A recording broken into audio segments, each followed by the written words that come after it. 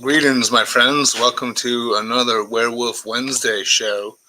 And tonight I am going to be talking about Leigh Whannell's newest take on Wolfman. Um Basically, I want to kind of go a little in depth with it, so there may be some spoilers. I wrote a review for thehorrorsyndicate.com. I gave it a generous 7 out of 10. I do have issues with the film, and I do want to talk about those as well. Didn't overly hate it, but so I'm going to be talking about the new Wolfman film from Leigh Whannell, and then I'm just going to do a ranking of Universal's Wolfman films, basically all the Lon Chaney films from 1941 to 48, the 2010 remake, and then I'm going to include a couple other ones that you may not normally think would make up this list. So that is going to be tonight's agenda. If you have seen The Wolfman, let me know what you thought of it. If you are watching, don't forget to hit the like button, or the laugh emoji, or the care emoji, the angry emoji. However you're feeling, hit the emoji that reflects your feelings. If you're watching on YouTube, don't forget to hit subscribe if you want. If not, no problem. Hit the thumbs down or thumbs up, however you feel. Just want to throw that out there. So before I get into my thoughts on Wolfman, I'm going to read through some comments that came through. So first up is Chuckopedia. How's it going, man? So he says, what's up, folks? Was watching videos about Trash's revenge controversy all day. Didn't hear anything about that. Sean Sheridan, Irish Sean, as we call him, says Wolfman, the production value and camera work are excellent. The werewolf design is mixed. An opinion, I liked it. I'm definitely going to be going over some of that stuff that you mentioned there. I like the whole thing of him dealing with the guilt at the start and talking to his father before his death. Really good commentary. I'm here on serious illness. In here for me, if you look at illness, same as Blake, your body slowly deteriorates both mentally and physically from disease. I really like that. Continuing on from Irish Sean, Julie Gardner, it was solid. The little girl was also solid.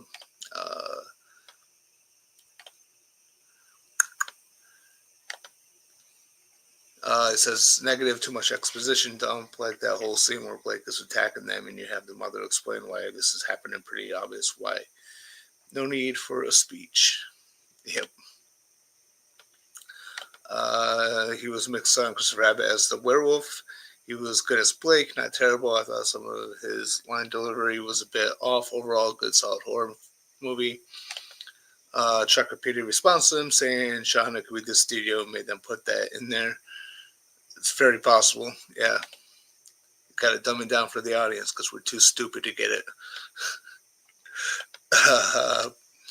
And he says, I even like when he was trying to kill his family. There was still humanity there with Blake. Could be Trek, could be. That's why I don't like test screening sometimes, so people are asked and recommend stuff like more gore, more exposition. I'm like, let it play out. Yeah. That Wolfman poster kind of reminds me of Hansel and Gretel for some reason. I like it.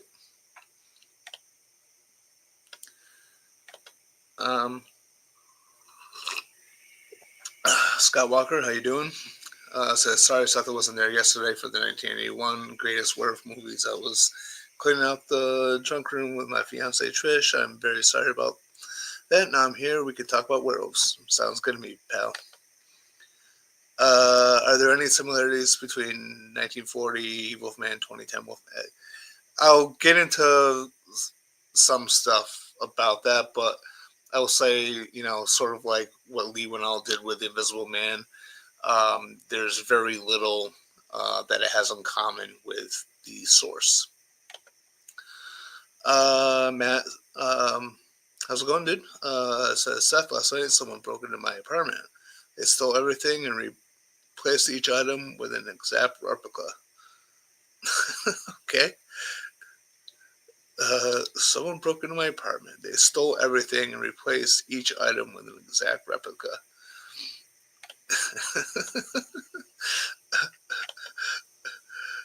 um, James Karen and Don Alpha being brought back via CGI in Trash's Revenge.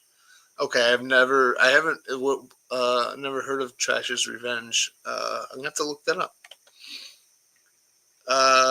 Linnea quickly also performed them as starring in the movie in the trailer. Oh, no kidding. I'll have to look into that. Yeah, so I'm all caught up on comments. I thought there was a possibility that Ray was going to join me tonight, but apparently he's too cool to talk about Wolfman. No, it's all right. He didn't like the film. He didn't like the film at all. His enthusiasm to join me to talk about this show kind of went downhill. I tried to tell him, hey, this isn't an echo chamber. We don't have to just say nice things about films. If we don't like something, we could mention what we don't like about a film. And I'm going to get into it because this is a movie that I'm very mixed on. I will say that. Scott says, if they did a werewolf multiverse movie, do you think the actor from the 2010 Wolfman who played Lawrence Talbot will be interested in doing the movie? It's possible. Benicio del Toro is a huge fan of the Wolfman. When he did the remake, it was like a passion project for him. Matt says, Seth, my doctor gave me a prescription for sleeping pills. He told me to take 2 every time I woke up. So, thanks for the jokes, man.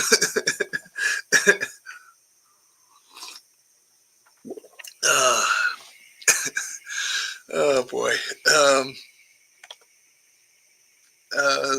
Chuck Peter says it's Linnea quickly his fan film, and she's trying to get people to donate, but his budget is like $300, I think.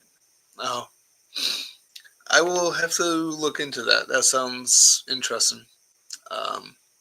So anyway, on to the Wolfman, or just Wolfman. So I have avoided, for the most part, any type of other reviews. So I know, I've heard from Ray. He saw it. He didn't like it. We didn't really even discuss it, him and I. But I wanted to wait to kind of like watch other YouTube reviews or read any reviews until after I kind of did this video, because I wanted everything that I thought to not have to. I didn't want to be swayed by other people's opinions. I just want to kind of get out my thoughts, and then I'll consider some other thoughts after I dive into other people's reviews. I did catch some stuff here and there. I did watch. I caught a portion of our friends at the Death Curse Society. They talked about this film on Monday night, and and I've seen some I've read some comments like on YouTube and stuff like that here and there. So what I will say first and foremost is I don't think this is a terrible movie. I think it's a disappointing movie. Okay, I really wanted to love it, and I just didn't. I couldn't love it. I think there's things that are good about it, and then there's things that I just really don't like at all. And I feel like there's been some things that I've seen where I think people are being very, it kind of feels a little over exaggerated hate. Like, this isn't a 1 out of 10 movie. I think it's well directed, and it's got good cinematography, and as far as the direction goes, I think Leigh Whannell does some creative and interesting things with trying to show the perspective from the werewolves. So I like that stuff. I thought the acting was fine. Nothing you know, nothing mind blowing, but the performances were fine. They were fine for what they had to deal with. No one was so terrible it took me out of the movie, anything like that. Um, the score was decent. Uh, I just think on a technical level, it's not a bad film. It's just the where it disappointed me was with the story and with the design of the Wolfman himself or themselves, because there's two Wolfmen in this film. So my initial thoughts were it's a disappointing film.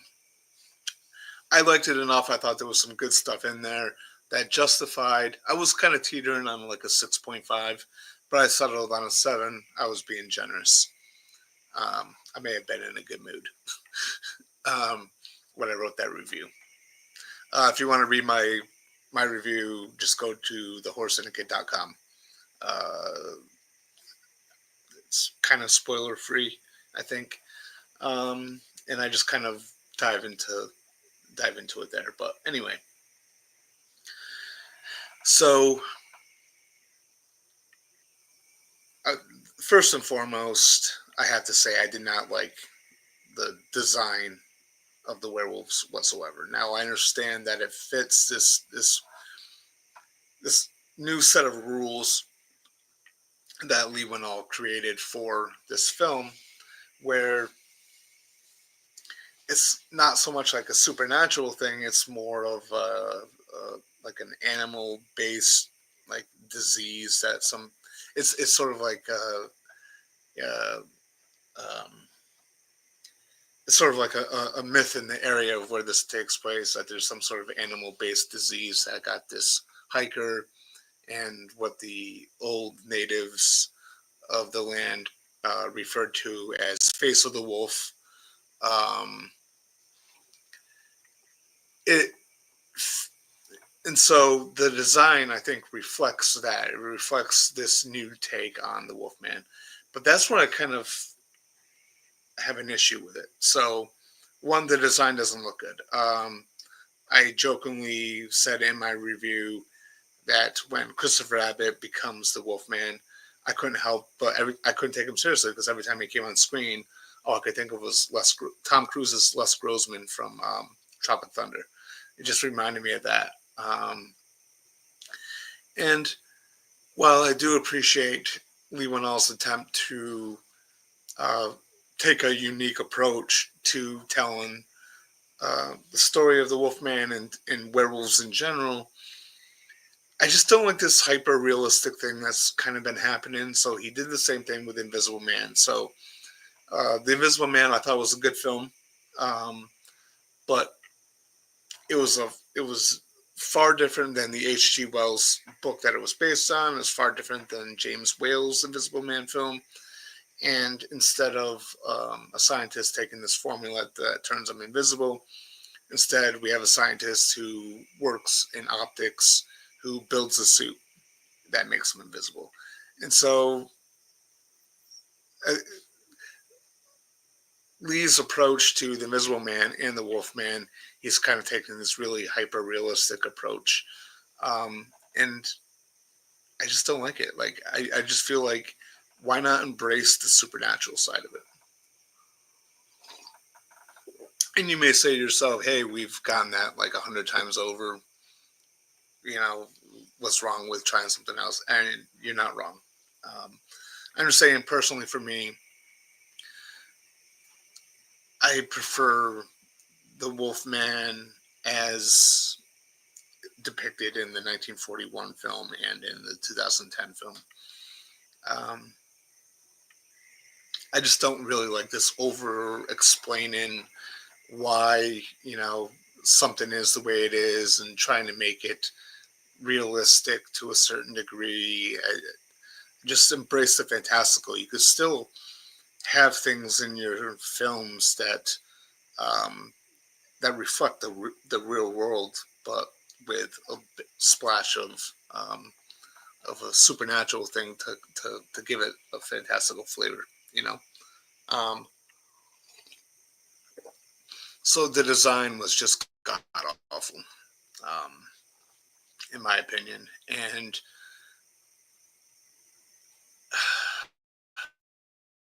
uh, yeah, so that was my biggest issue. My biggest issue with this film was the design. And again, while I did appreciate the unique approach to uh, uh, the werewolves of this world to explain the Wolfman, it just didn't work for me. I don't know. It just didn't work for me. So those were my two biggest gripes with it. Now, another problem I had with it was the story. I felt like it was a story with a lot of potential, and there was a lot of things in there that they had a lot of potential to explore. Um, but it was kind of like they kind of introduced certain ideas and then they kind of skirted around them and just tried to make this really fast-paced movie. And in the process, the characters didn't really actually get developed. Now, the film does this. It's weird with the way it's like trying to have some sort of meaning behind it uh, with Blake's past with his father, and then Blake in the present as a father dealing with a daughter. And I feel like while the potential was there, it just kind of missed the mark. So basically, Blake had a strict father, very survivalist, militant almost. But in the scenes that we get in the beginning, where he's yelling at Blake, young Blake, it makes sense to me. Uh, Blake just kind of wandered off into the woods. He's walking around with a gun. I mean, it's dangerous for himself, dangerous for others. So I understand why the father kind of had to yell at him in the moment. And then later on, when we get to adult Blake and his daughter gets onto that, what is it, a median, whatever, and he's telling her to get down, she doesn't listen, and he yells at her. I was like, yeah, that's being a parent. You know, kids do stupid shit, and sometimes you got to raise your voice. I'm the father. I'm a father myself, and sometimes you got to raise your voice a little bit. And I really feel like they demonstrated well enough this idea. I think that they were trying to go with where break Blake's father was uh, kind of mentally abusive, and then as a result, Blake himself has anger issues. Because it almost feels like, to a certain degree, like especially in that scene where older Blake is yelling at his daughter, it almost kind of feels like uh,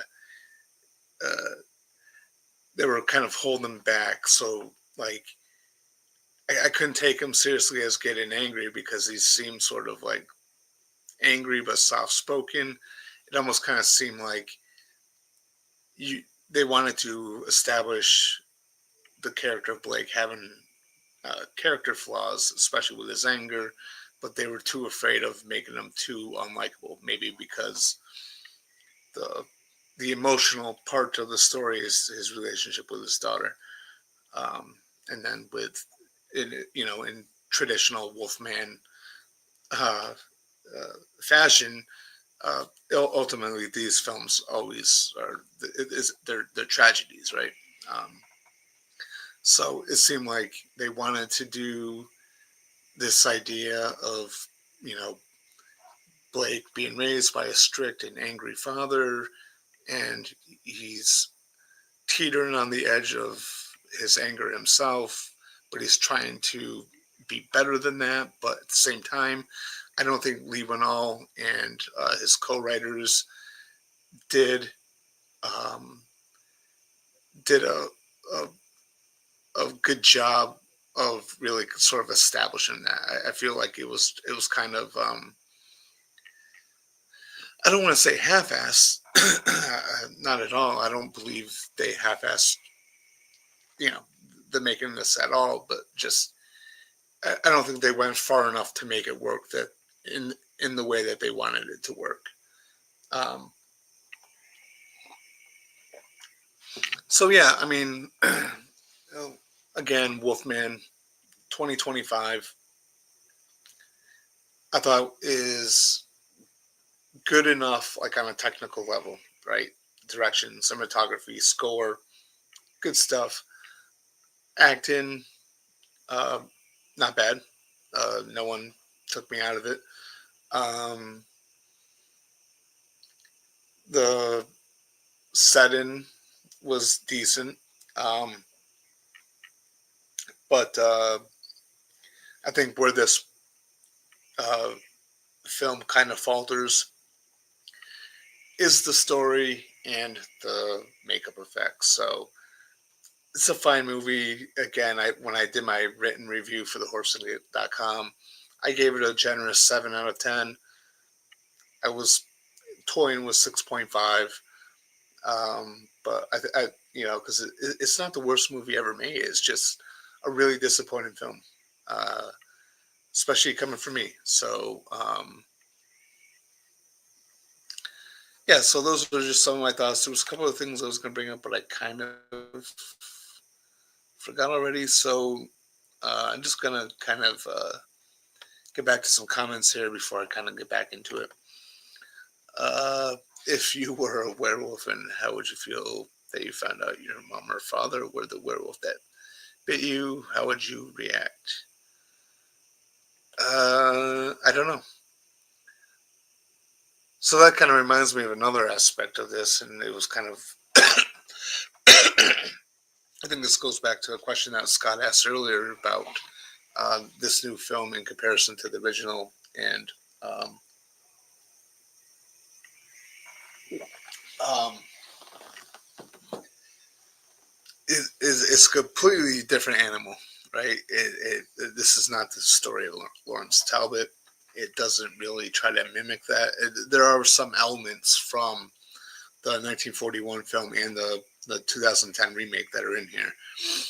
Um, this kind of theme of, Blake and his father. This kind of goes back to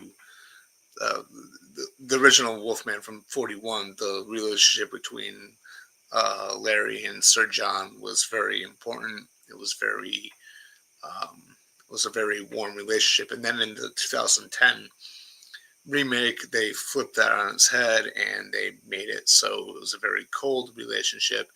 And uh, what this new film does is what this new film especially takes from the 2010 film is, of course, the idea that the main character's father is the werewolf that ends up biting him and turning him into a werewolf. Um, it's more of like an infection in here, right? He gets a little cut on his arm, but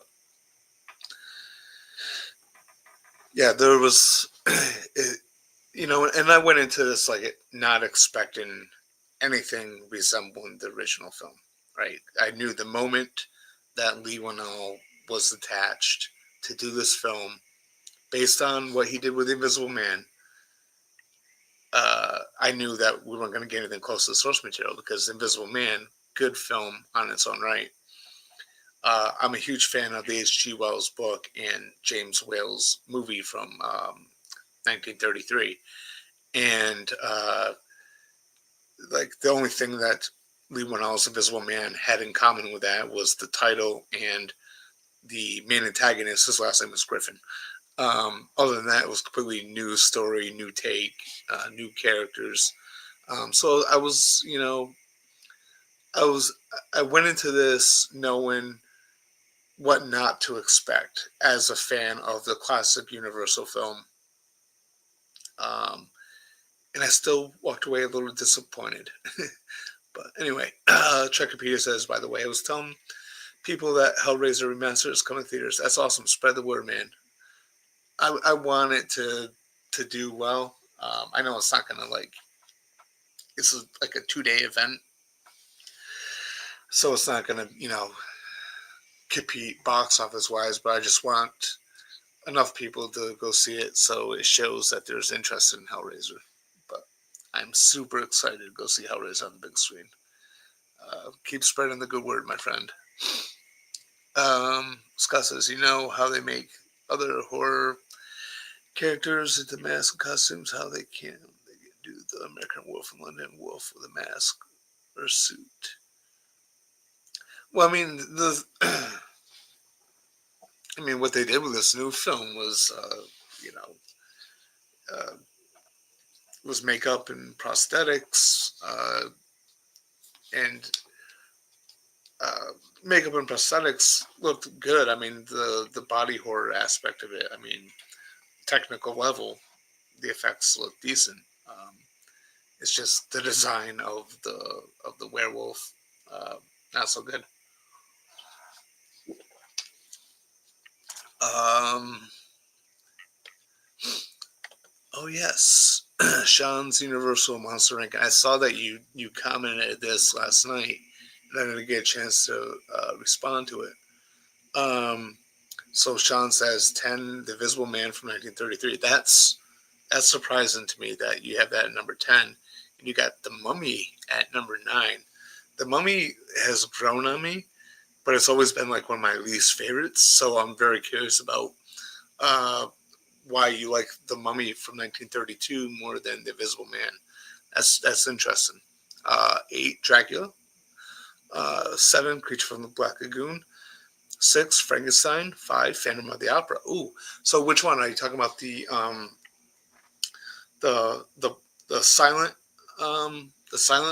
Phantom of the Opera with Lon Chaney Sr., or are you talking about the one from the 40s with Claude Rains? I actually do really like the one with Claude Rains quite a bit. Um, anyway, he says 4, Werewolf in London. Cool. 3, Wolfman, 1941. Okay.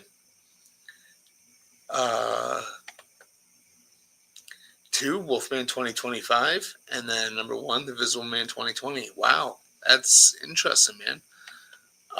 So you really liked the new Wolfman.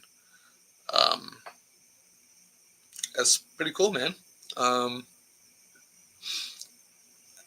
wow, you like the new one better than the original for both. So do you like this sort of modern, kind of realistic-ish take? Uh, Also, but the old movies show their age, and I prefer the modern movies. They do show their age. I've never had a problem with that, but I mean, I've been watching the Universal monster movies since I was a kid. So I kind of grew up with them, and I have like this nostalgia for them, and I watch them a lot. And I'm just fascinated by like how things were like back in the day. Um, but yeah, cool list. Uh, there's a couple that seem to be missing here. Have you watched Bride of Frankenstein? Um, let's see here. Yeah, I would definitely recommend actually Bride of Frankenstein from 1935, Son of Frankenstein from 1939, uh, Ghost of Frankenstein, which was what, like 42, I think. Uh, those are really good. I think the out of the Universal films, like the old the Frankenstein franchise, I think was probably the most solid because Frankenstein, Bride of Frankenstein, Son of Frankenstein, and Ghost of Frankenstein are actually all really cool. And especially Son of Frankenstein because you have Bela Lugosi who steals the show in that. But yeah, definitely watch those ones if you haven't seen them. Um, and then if you're looking for a continuation of the the Larry Talbot saga, Frankenstein meets the Wolfman, House of Frankenstein, and House of Dracula are worth a watch. And then, of course, there's Abbott and Costello meet Frankenstein. I'm going to get into all those actually in a little bit, but just some ones for recommendation for you, pal. What werewolf does the design of the werewolf look like to you? It looks like a cross between the ginger snap's werewolf and the night. I don't know. I feel like so the new. I'm assuming you're talking about the new film. It I think the new film looks like a very stripped down Jack Pierce. You know what I mean? Like some prosthetics on the face, but not a lot of hair. And again, I think Leigh Whannell said that he was kind of more inspired by like body horror films like The Fly. Um, I don't know. The design for the new one just wasn't good at all. It just wasn't. It's a step above, like, so there are certain like shows or movies where like, and I know I've mentioned this before, so I'm probably repeating myself to some of you who have been watching this show for a while, but like, you know, in certain shows and movies when it's just like characters like their fingernails grow and their teeth get sharp and maybe their ears start to point, but and there's like a little bit of prosthetics on their face, but they mainly look the same. That's super lazy. I think Wolfman 2025 is like a step above those, but not by much, in my opinion. Could be wrong. What do you think of that fan made? I will let you know when I watch it, man. I know. I'm probably you're probably sick of hearing me say that. I did write it down. Just haven't gotten to it yet. I've been trying to catch up on. There's actually a lot of 80s horror that I haven't seen, and so I've been trying to catch up on some 80s horror for the shows that I do with Ray, and then of course it's football season and my team's in the playoffs and just lots of stuff going on. So I will get back to it. American Sean says, "Hey Seth, glad you're back. Hey, glad you're back watching. Been back for a couple weeks now, I think.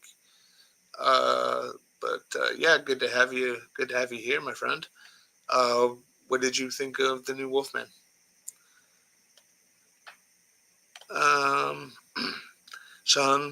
Irish Sean says, "I'm in the minority that likes this movie. It seems I'm not a werewolf fanatic, so I think as a neutral, I think I can watch and appreciate what Leigh Whannell did." I think this film is I think it's got a very mixed reception. So, um, based on what I've seen, there are some people who do like it. There have been some positive reviews put out for it, and then there's some people that just don't like it. There's some people that are mixed on it. I think that, and I mentioned this in my written review for it. Like, I think this film is going to be. I use the word controversial.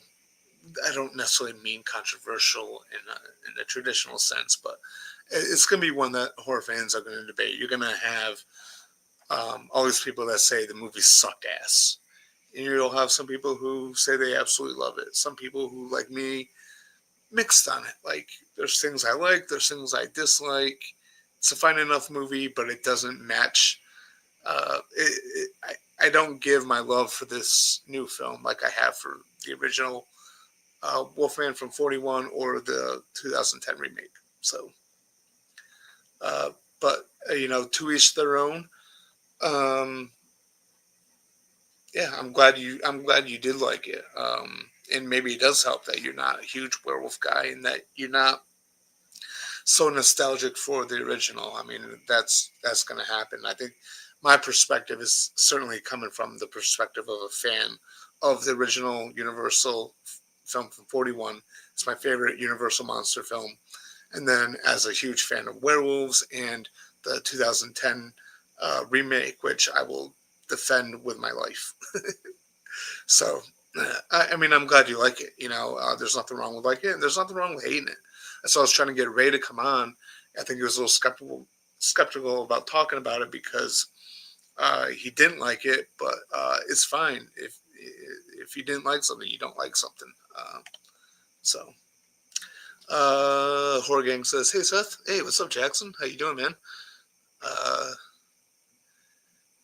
Oh, have to like figure out a way to get you on this with me. Like I'm not on social media anymore, so I can't like send like a link, but we'll figure out something.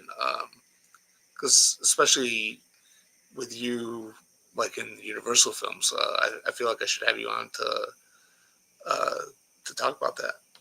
Um, Jackson also says I did a review of it on my channel as well. Oh, that's cool. Can you post the link to your review in the comments here? Because I want to check it out, and I mean, I guess I can just look at your channel after I'm done, but yeah, just drop a link to your review in the comments here, so then these other people can watch your review as well. I'm very curious because I know that you said in the brief moment I talked to you the other night when I jumped on uh, when you were part of the David Lynch show, you said that you thought it was all right. So I'm definitely curious of your review, man. 47 from the opera, Invisible Man, the main lead wasn't doing it for me for whatever reason. The Mummy, I just preferred the main lead there. All more or less the same score as preference. Yes, the 40th Phantom of the Opera I liked. And it was funny because you mentioned the main lead for The Invisible Man, and Claude Rains was in both of those, and I loved him in both. I really loved him in The Invisible Man. I love how unhinged he was, and yeah, just how insane he was. I think that's a really fun performance from Claude Rains. And then in Phantom of the Opera, very sympathetic in that too. I felt bad for him. Um, and you know, The Mummy has grown on me because, especially since seeing it on the big screen. So a couple years ago, Universal released. It was like in October, and they had like a special, like maybe 2 night thing or 2 day thing where they did back to back shows. So they played the um, the Mummy from 1932 and Bride of Frankenstein from 1935.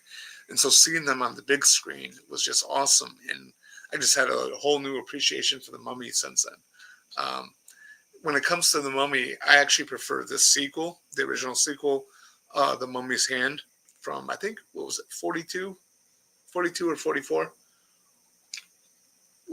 I can't remember the exact year that came out. But of the original Mummy franchise, I've always preferred The Mummy's Hand over The Mummy. But yeah. Jackson says, I mean, nothing tops the 41 Classic for me. Yeah, same here.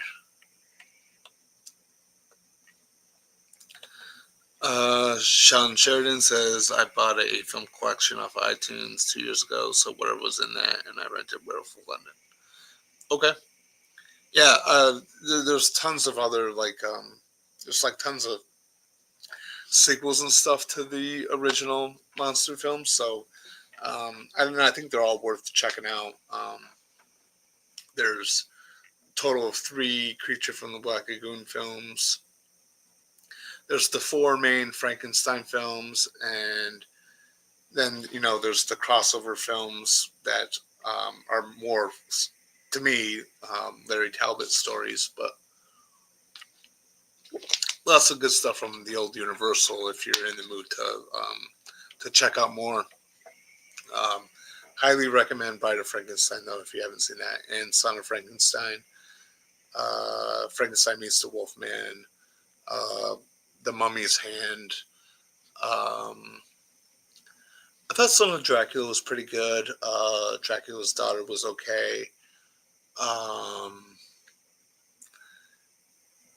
The Invisible Man sequels were sort of like a hit or miss for me.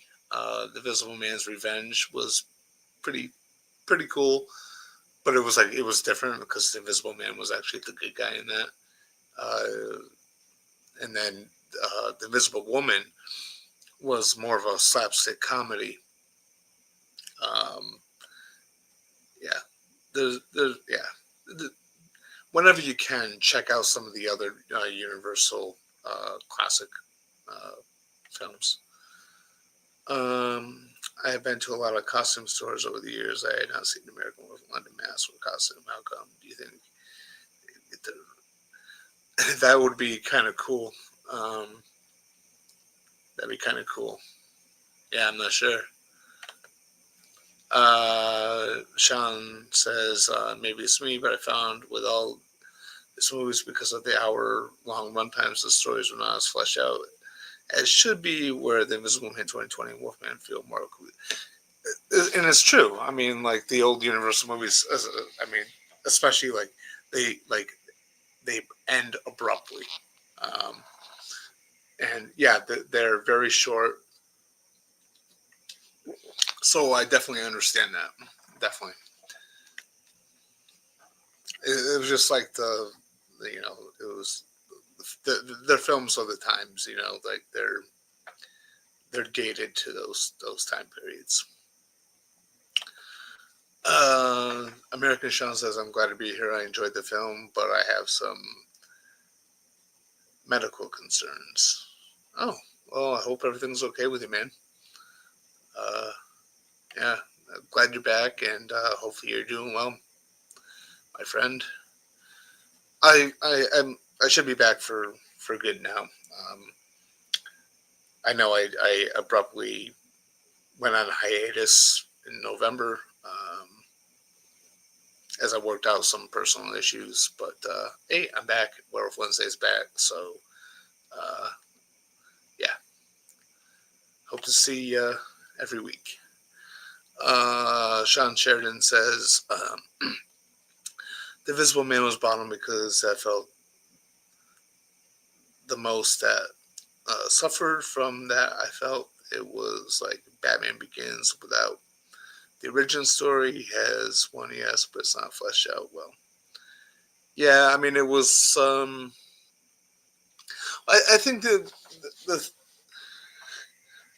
the original Invisible Man, the James Whale film, was. I think it's a pretty close adaptation of H.G. Wells's book. There's major differences for sure. Um, But I think because it's stuck closely to the book, that's why. Because I mean, the with the way the book starts, Griffin is already invisible.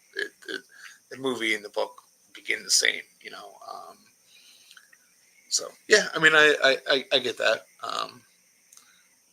Personally, I really love Claude Rains' performance in The Invisible Man, but the Small Town Setting I did enjoy. Yeah. You know how they could do the other Wolfman remake if they do another Lon Chaney story. Do you think I could do another Larry Talbot story, not the 2010 but the 1940 version with a normal wolf? I think there's ways. I was working on an article for the horrorsyndicate.com regarding a topic I'm going to be talking about tonight, which is I'm going to do a ranking of the Universal Wolfman films. And I was doing it as an article, which I still have yet to finish. But like as I was typing up about the Lon Chaney, Lawrence Talbot stories, I had an idea for like fan fiction. So yeah, I get that. I would love to do it.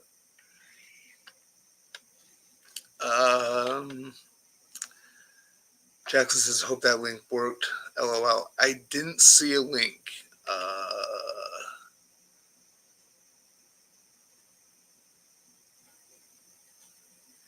I didn't see a link, at least here.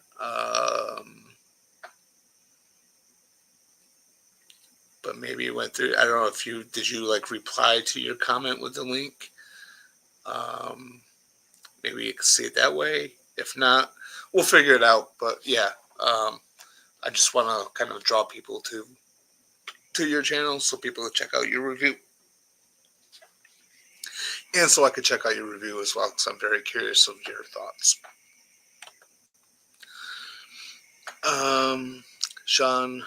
Irish Sean says, I like the design of the Invisible Man. That's something. Yeah. I think the effects work in the original film were great for 1933. Fucking awesome. I'm curious on this subject. Do you like Hollow Man with Kevin Bacon? I fucking love Hollow Man. Hollow Man is such a good film. I have loved that since it came out. It's one of my favorite Invisible Man movies. Yeah, I love Hollow Man. I think I wrote a review for it on thehorrorsinger.com. I even have I have a 2-pack because there was a direct-to-video Hollow Man 2. Christian Slater's in it, I believe. It was an okay film, but yeah, the original Hollow Man, I love that film. So yeah, absolutely love it. I'm trying not to buy movies anymore, so whatever on Tubi. Yeah, I mean, you could probably. I mean, there's a lot. Tubi has a great selection of movies, so absolutely, you could probably find that stuff. Um, Skywalker, but I love to see a female version of the Wolfman. Yeah, yeah. I mean, definitely. Um, if they do another werewolf movie, I don't know anything to make it more monstrous or nothing like a werewolf. I think they should make it look like a normal werewolf or a normal wolf. I guess that's your preference. I prefer like the ones that look like the Howlin' or dog soldiers to a certain extent. You know, like the stand on two legs, bipedal with like the snout and I don't know. I just prefer that kind. I don't really care for the average looking wolf types. Like I don't know. I've seen certain films where, or even there's even been shows where like people just turn into like a normal looking wolf. That doesn't appeal to me as much. But if that's your thing, that's cool. Um, Arashon says Tubi is weird for me. It works with any VPN and it's free, so no issues with credit card. Great, but I watch American ads and I'm Irish. Yeah.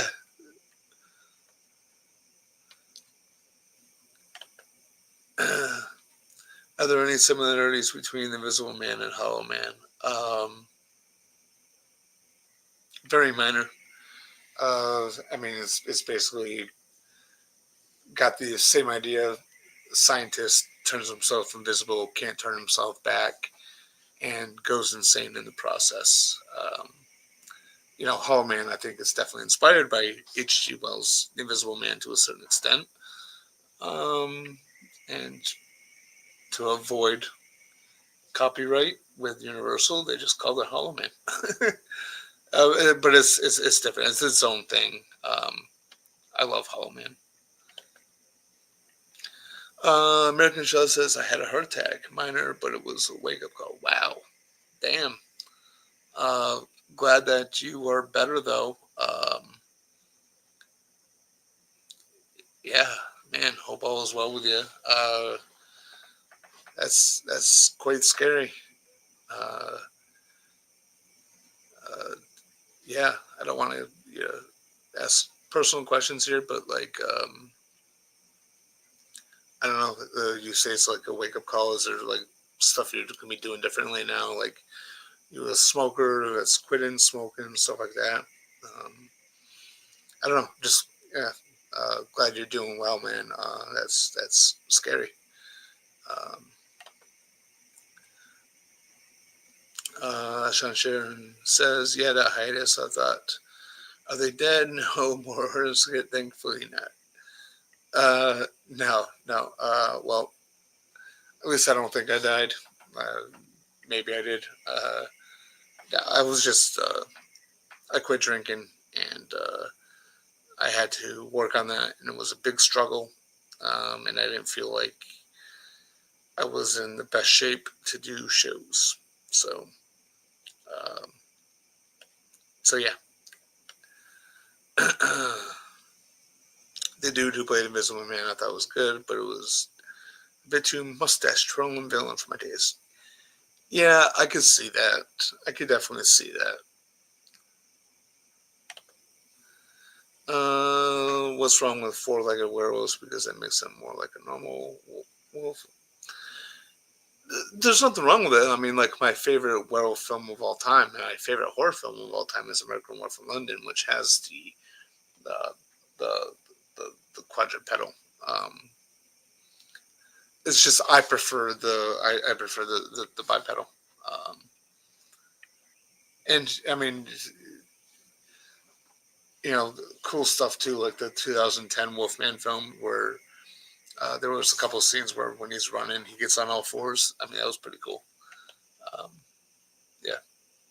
I mean, if that's your preference, that's your preference, man. That's fine. Nothing. I'm not saying there's anything wrong with it. I'm just saying I prefer a different type. I don't mean literally that, of course. Just this channel because Ray, I got that feeling last year. Was getting tired of it. Obviously, I was wrong. Thankfully, yeah. No, he had some issues, and I was trying to keep it going, and then I had some issues, and yeah. But we're back. Um, what I love about Vampire Diaries is the werewolf transformations because it takes hours to transform, 4 to 5 hours, and they're chained up for their transformations. I have not seen Vampire Diaries, but I will check it out. Um, I love four-legged werewolves better because it makes them more animalistic. Understandable, for sure. Less drinking, eat healthier, going to the gym. Oh, glad to hear it, man. Definitely glad to hear it. I cut out drinking myself. I just got to work on the eating healthier and working out myself. Yeah, right there with you, buddy. But definitely glad that you're doing well.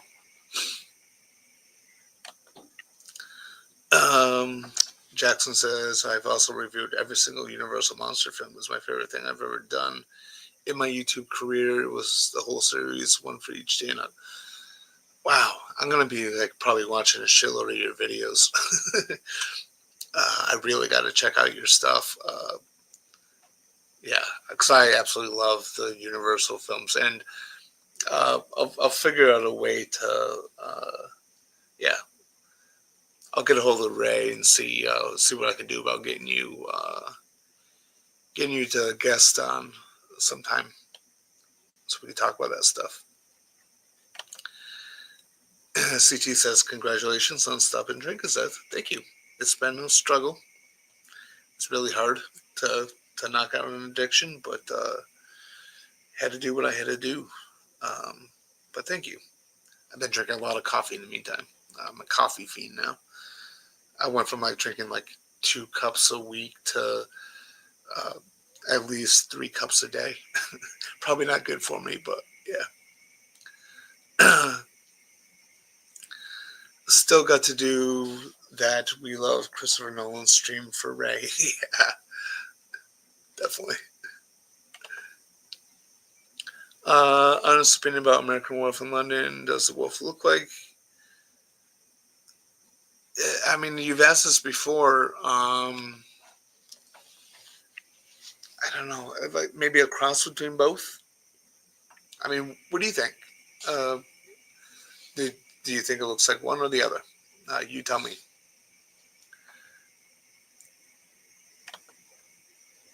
If you could make a werewolf film, what would be the plot?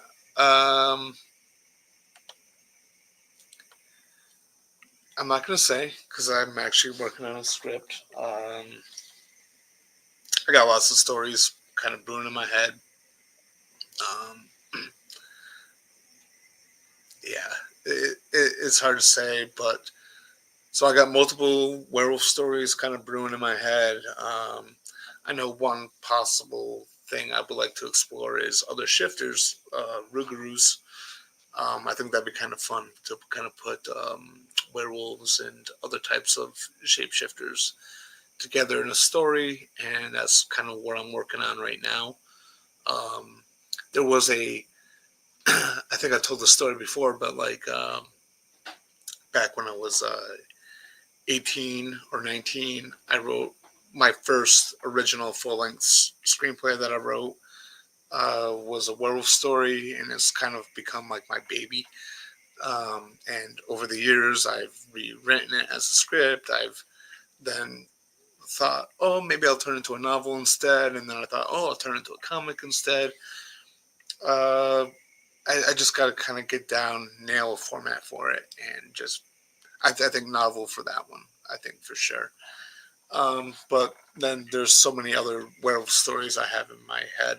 Um, so yeah, that's all I'm gonna say. Like I have this like weird thing where it's like, unless I'm like talking about something maybe fan fictiony, like I don't kind of like to talk about uh, some writing ideas, you know. But yeah, I would, oh, man, I would love to make I would love to make a werewolf film. I'll just put that out there, as you could probably tell. Scott says, "Congratulations, Seth, on giving up drinking. I think that's the best thing you could do is to drink lots of chocolate milk." Well, I'm substituting chocolate milk with coffee, but thank you for the congrats. Um, Ray says he just got home. Well, feel free to jump on if you want, my friend. Uh, you're my number two YouTuber, my number one werewolf fan. Well, I appreciate that. As long as you're not, you know, all any wokes about it, I'm fine with that. Yeah. So, wow, caught up on comments. Cool. So, back to the subject at hand, Wolfman 2025. I don't think it's an awful film, uh,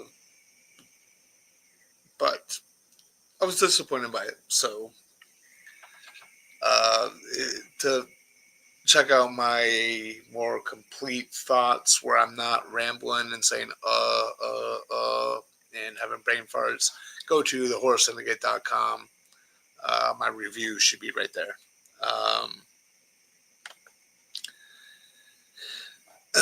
Sean says there's nothing wrong with how you feel. Rocket brother. Yeah. Uh, Jackson says that's awesome, Seth. Congrats. Thank you. Scott says I think the werewolf from American Werewolf in London, like a Malamute because of the long shade, you know. Like yeah, I guess I could see that. Uh, I totally read or watch anything you do. It's good to know, man. It's good to know. Uh, Once I do complete a draft of it, I do, you know,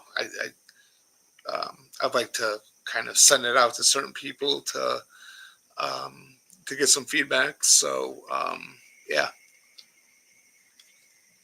I really got to get back. Like I've been actually back writing again, and I've been doing lately. I've been focusing on stuff for the horrorsyndicate.com, but it feels good to write again, and uh, especially now during that period when I first quit drinking, it was tough.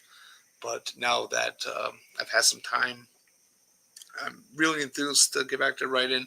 I do need to get back to more creative stuff. So, yeah. Um, I need to get back to work on that script. Look, said I gotta go. I gotta finish doing the junk room. Have a good day, my friend. Please watch that fan made American Werewolf in London video because I want to talk to you about it. Yes, I know, and I will. And I don't mean to keep making empty promises. I will get to it for sure. But thank you. I hope you have a good night, Scott. Um, Thank you for stopping by and commenting as always.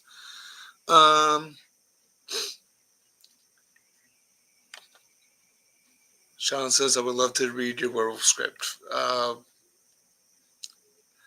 When I finish it, I will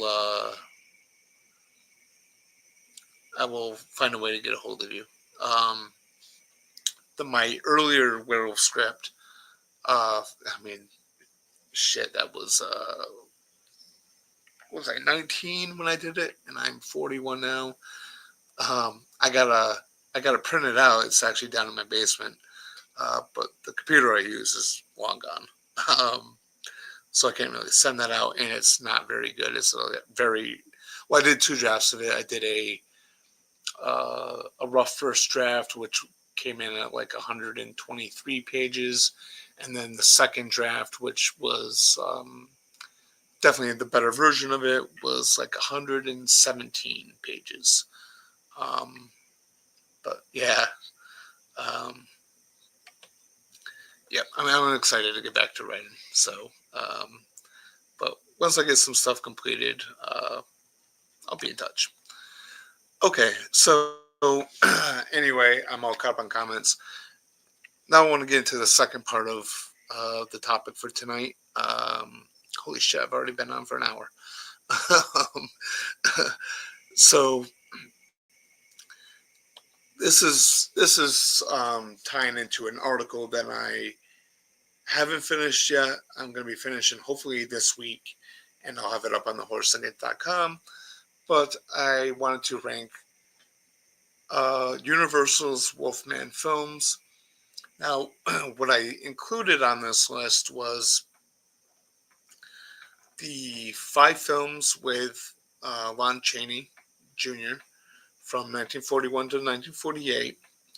I included the 2010 remake, the 2025 film that just came out, but I also threw in a couple of other ones. So there's a couple on here that you'd be like, does this count as part of Universal's Wolfman films? I'll try to explain to the best I can. I'm better at explaining my thoughts in writing than I am talking. So check in a couple days on the Horse Syndicate, either thehorsesyndicate.com or, you'll see it pop up like on the Facebook page. When I'm done writing it, it'll get published. So I'm going to count down from least favorite to favorite. And to properly go about this, my number 10, my least favorite, is the 2025 Wolfman. For the exact reasons that I mentioned tonight. I think this film has the potential to grow on me over time. But as of right now, I thought it was very sort of underwhelming, and I just didn't love it as much as I wanted to. I was disappointed in it, and I did not like the effects. So, Wolfman 2025 is my least favorite of Universal's Wolfman films.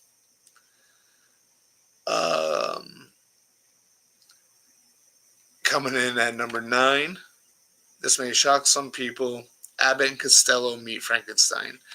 I know what you're thinking. Why the fuck is this movie so low? Good question.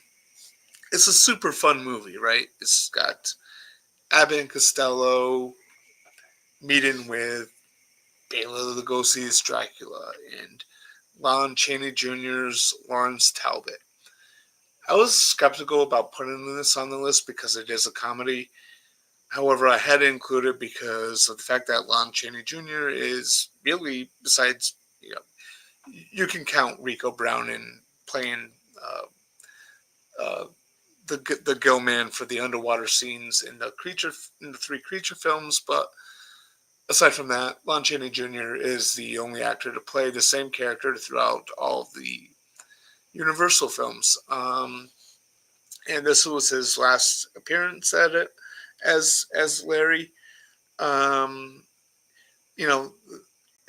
It's a comedy, and I think that's why this place is low. And not to mention, it kind of ignores the ending of House of Dracula, which in turn, House of Dracula sort of ignored the ending of House of Frankenstein, but that's neither here nor there.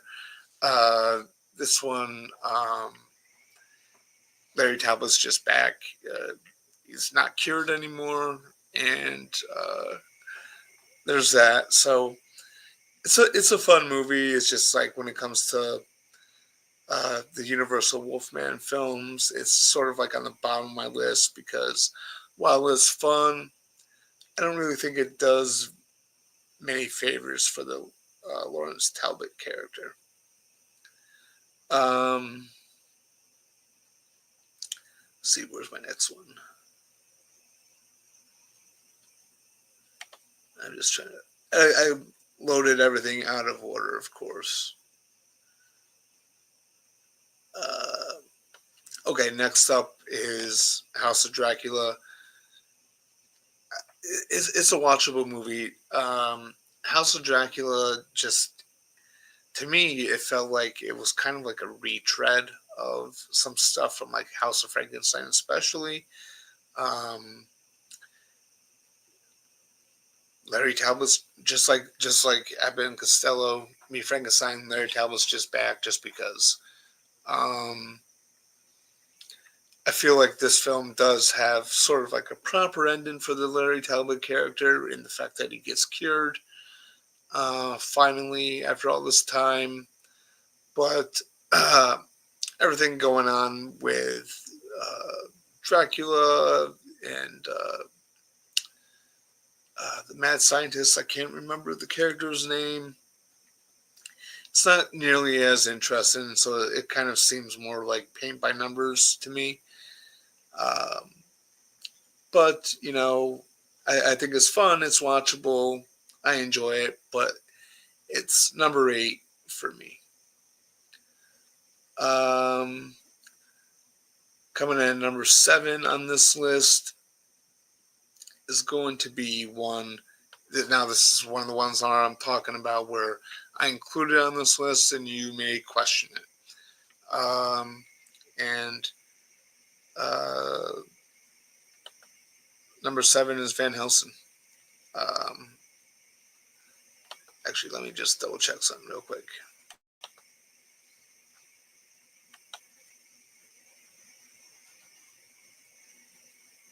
Yes, number 7 is Van Helsing. I just had to consult my list, my article. So I included this because one, it is set in the world of the Universal monsters, and two, the marketing makes it very clear that this is the version of the Wolfman for this film. Even though it doesn't have the more traditional Wolfman look, it has more of the werewolf look that you would see typically in other films, more so like this version of the Wolfman. As you see here, the tagline says, on May 7th, the Wolfman will meet his match. And then they did a separate poster for the Wolfman for this film. It's number 7. I think it's a fun movie overall. I don't love this as much as I used to. Like when I first saw this in theaters, I absolutely loved it.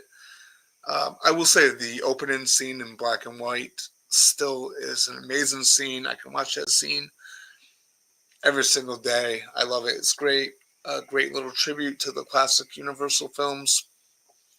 The film sort of kind of hasn't aged well for me. Now, as far as the Wolfman aspect of it, there is multiple different werewolves in the film. The most notable one is the character. Whoop, I am messing up with my computer here. So,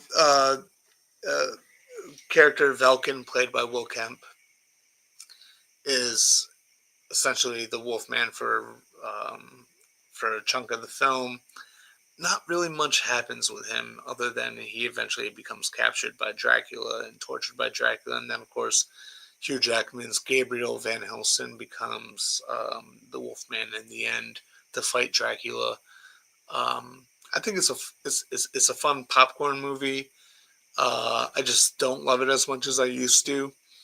But I included it on this list because it is set in the world of Universal, and between that and the marketing from these two posters, they made it very clear that this is their version of Wolfman. So that's at number 7. Number 6. Okay. I'm going to explain this one. This one is one that I included on my list, even though maybe I shouldn't have. So Werewolf the Beast Among Us, in its original development, was supposed to be a spin-off of the 2010 Wolfman remake. However, when that film failed, Universal decided to sort of put a distance between the Wolfman remake and then this film, and they decided to release this film as sort of like its own standalone story from Universal 1440. So it went direct to video.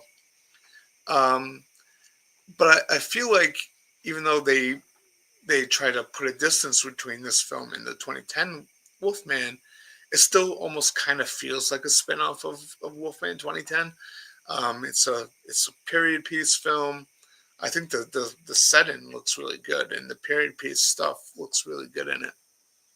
It's got a gypsy character who warns, even a man who's pure in heart, and says his prayers by night may become a wolf when the wolf vein blooms and the autumn moon is bright. Um, and uh, and it ends. There's a third act showdown between the werewolf character and a character who is revealed to be a vampire. Very sort of universal, you know what I mean, with that aspect of it. So I included it because it is kind of related to the 2010 Wolfman. Despite the studio trying to put a distance between the two films, I think this still kind of has some of the flavor of it. Of course, quality wise, it's not nearly as good as the 2010 Wolfman. This definitely feels like a direct-to-video movie at certain points. But I think this movie is a lot of fun. I really, really enjoy this film a lot. A little cheesy here and there, third act, especially when you get into the thing with the one character who turns out to be a vampire. It feels kind of like they fumbled a bit, but I think Werewolf the Beast Among Us is an underrated werewolf film that's worth a watch, and it's touch hole related to Wolfman 2010. It's a Universal film. I included it, so that's my number 6. Coming in at number 5, Werewolf of London. Another one where it was a debate of should I include this or shouldn't I include this. I included it because it is technically Universal's first full-length Wolfman film. I know they did a film. I think called The Werewolf in 1918. It was a short film, and I think it got lost forever in a fire or something like that. Werewolf of London, starring Henry Hull, is their first full-length Wolfman feature film. It's overshadowed by George Wagner's The Wolfman, which came out 6 years later. It's got Jack Pierce makeup effects and design, which are kind of similar, but not nearly as good or refined, as he eventually did with the Lon Chaney George Wagner film. I feel like this film and The Wolfman, they could exist together in the same universe as far as I'm concerned.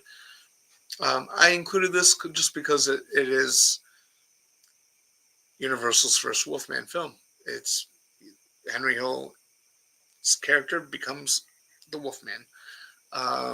Different circumstances, of course, but yeah, I enjoy this film quite a bit. It's not nearly as good as The Wolfman, obviously. Places number 5 on my list. And I think that's mainly because the character that Henry Hull plays isn't nearly as likable as Lon Chaney's Lawrence Talbot. But yeah, this is a good film. I had to include it on my list. So that's number 5. Number 4 is going to be House of Frankenstein. Pretty decent continuation slash follow up to Frankenstein meets the Wolfman, and um, to Frankenstein meets the Wolfman. Um, this film, like it's weird because like the first half kind of feels. This film feels like it's like two halves. The first half kind of is it's sort of it's anchored by Boris Karloff and J. Carroll Naish. I think I'm saying his name right. As a mad scientist, Dr. Neiman and his hunchback assistant Daniel. There's a little subplot with Dracula, which I don't think really goes anywhere.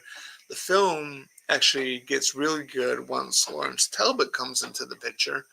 Um, After Neiman and Daniel find the Wolfman uh, and the Frankenstein's monster frozen, they thaw him out, and Lawrence is desperate for a cure, and Neiman is looking to exploit uh, Dr. Frankenstein's work, and uh, under the guise of giving his hunchback assistant Daniel a new body, Daniel has his sights set on Lawrence Talbot's body, particularly over a woman he has a thing for, but her attention goes to Larry.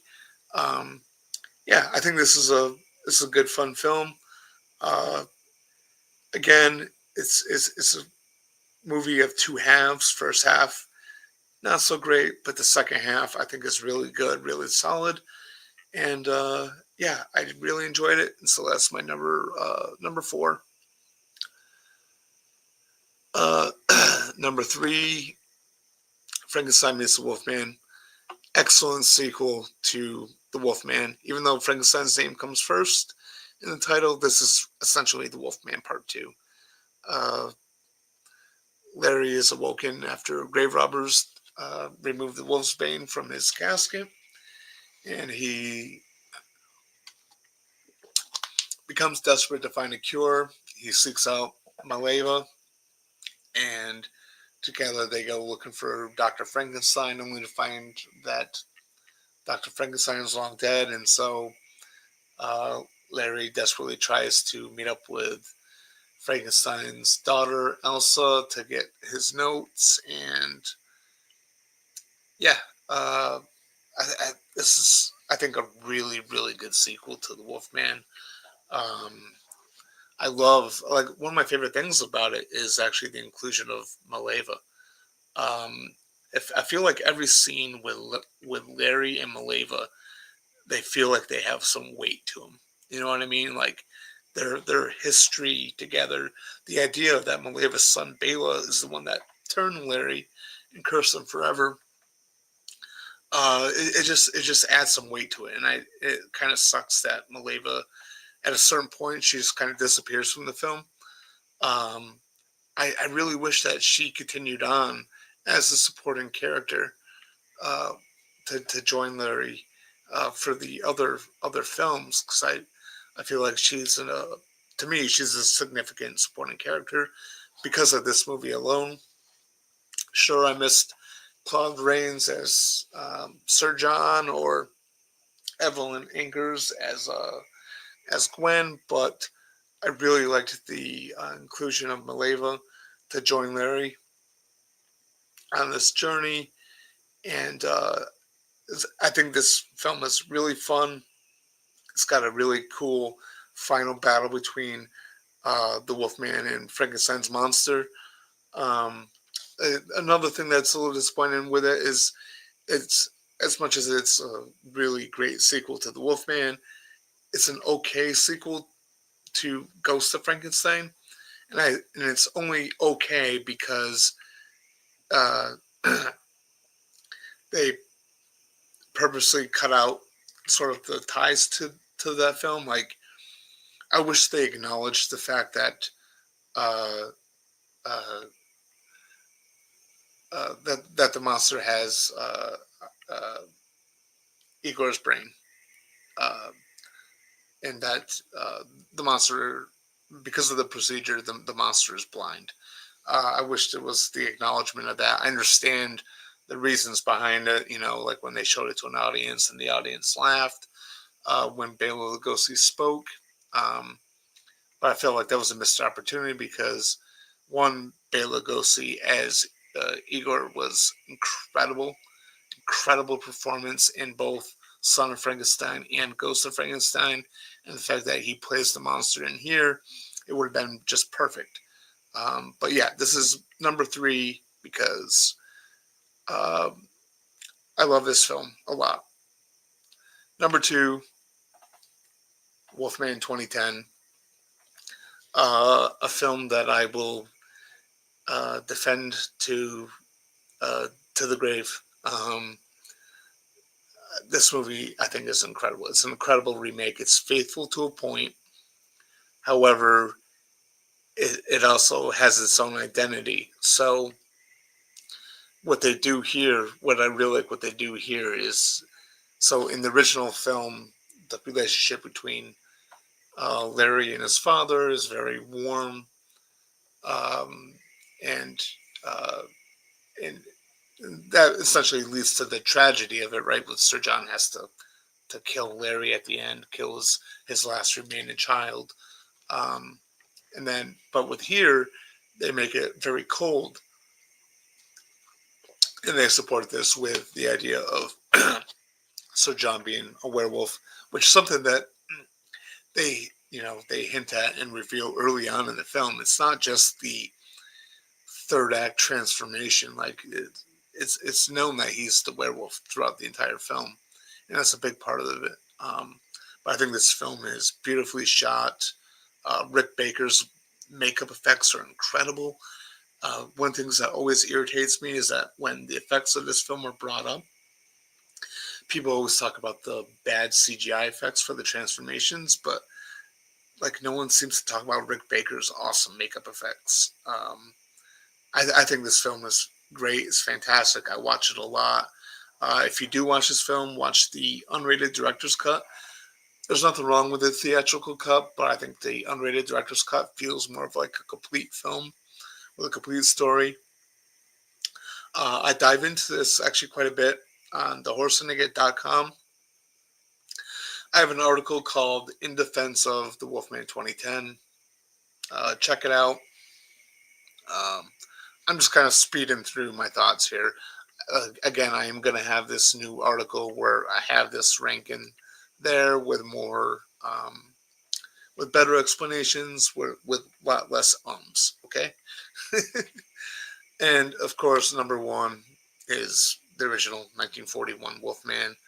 Uh, my favorite Universal monster film. Uh, this movie just this movie is special to me.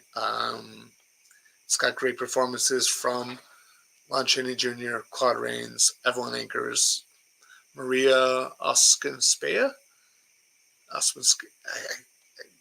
I can't pronounce her name, but I love her as Maleva. Um, yeah, this is wonderfully directed by George Wagner. There's some really awesome, iconic shots in this. Yeah, Wolfman 1941 is my favorite, so that's number 1. So that is my list. Um, Again, within a few days, my article should be up on the horsesyndicate.com, so you can read my thoughts with a lot less ums. Um, and I keep saying so I'm going to get back to comments here before I sign off. Sean, American Sean, says, I wrote a book about zombies. No worries, my friend. I would like to read that. Graham J says, ever watched 1981 Wolfen with Albert Finney? Yeah, that's a really good film. I like that a lot. I'm gonna make that a topic of Werewolf Wednesday one of these days. I think Yeah, definitely a really good film for sure. And it sort of gets overshadowed by Werewolf London and Howlin'. Uh, but yeah, it's good. Uh, Midnight Geek says Wolfen is great in my opinion. Absolutely, it's definitely really good. Uh, Jackson says he hasn't seen Wolfen. You should definitely see Wolfen. It's really good. Don't expect traditional werewolf. It's hard to explain it. Just go into it open minded. Uh, yeah, it's a really good film. It's kind of a slow burn here and there. Third act is amazing, in my opinion. Great score from James Horner, I think. Um, Interesting. I haven't heard of this one. Which one is that? Wolfen? What if Werewolf in London were remade when instead of a werewolf it was Ghostface and Sydney? What if, my friend? What if? Can't wait to do my top 50 slasher films and rank in the vampire. Can't wait to read them. Those are your assignments. I am I am your Perry White. I'm telling you what to write for the horrorsugar.com now. And don't call me Chief. Uh, those will be fun, Ray. I agree. House of Frankenstein is so much fun. Absolutely, absolutely, and it's anchored uh, by Dr. Neiman and Daniel. Um, I really liked those characters as antagonists, and and again the second half, like when Larry Talbot comes in to the picture, is just really cool. I haven't heard of the Werewolf the Straight to Video from Universal one. I think it's good. It's got CGI werewolves, kind of a direct to video feel to it. But if you can get past that, um, I think it's a fun watch. It's a fun watch. And when you do a review for it. There you go. And now I am your Perry White, telling you what to do videos for. Don't call me Chief. Yeah. So anyway, I have completed all the comments, and I have been on for an hour and a half now, and I do have to get to bed because I got work in the morning. But yeah, just to recap, Wolfman 2025 was an okay film. I don't think it's the worst film ever made. It's got some good stuff to it. On a technical level, the film just wasn't for me. Um, I gave it a decent score for those technical merits. But the problem is the creature design. I think that's the thing that's going to hold it back for me. But I'm open to the possibility that this film will grow over me over time. So, yeah. And then I went through my ranking of the 10 films of Universal's Wolfman, um, which I'm doing an article for. So I will have that article hopefully by this weekend. It should be up. I only got a little bit to do to complete it. Unfortunately, I'm not going to be able to work on it tonight, but I'll try to work on it tomorrow night and Friday night if I can. Um, but yeah, so anyway, um, thanks to everyone who watched. Irish Sean Sheridan, American Sean Denson, uh, Scott Walker, um, Jackson from the Horror Gang. Go check out his YouTube channel. Um,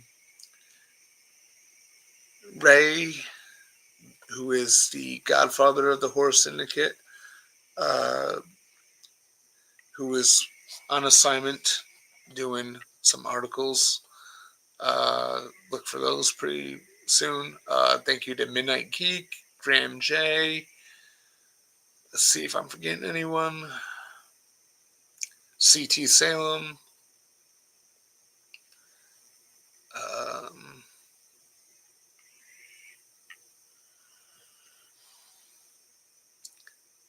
and Trekkipedia. Yeah, so thank you all of you guys for watching and for joining in on the conversation. Um, Again, I've mentioned this before. I am better expressing my opinions in written form than I am talking about them. So if you want to read an actual review for Wolfman 2025, go to thehorrorsyndicate.com. My review is there. I also have an article on there in defense of the Wolfman 2010.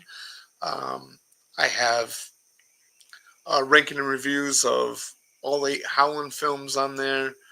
I did a breakdown of the original script for Cursed before uh, production was shut down, and they did a rewrite. That was a lot of fun. And then tons of other articles, not even werewolf related. I got a couple of Hellraiser articles on there. Uh, One that I'm very proud of is I did a write up on Julia Cotton from Hellraiser uh, because I feel like she's an underrated horror villain. I did a Hellraiser ranking and reviews pre 2022 Hellraiser, so it doesn't include that one. Many other articles on there from me. There's many articles on there from Ray. Check it out, thehorrorsyndicate.com. So thank you, everyone who watched. Next week, what is next week? Next week I'm going to do Big Bad Wolf from 2006. I think I'm doing that next week. Let me just double check.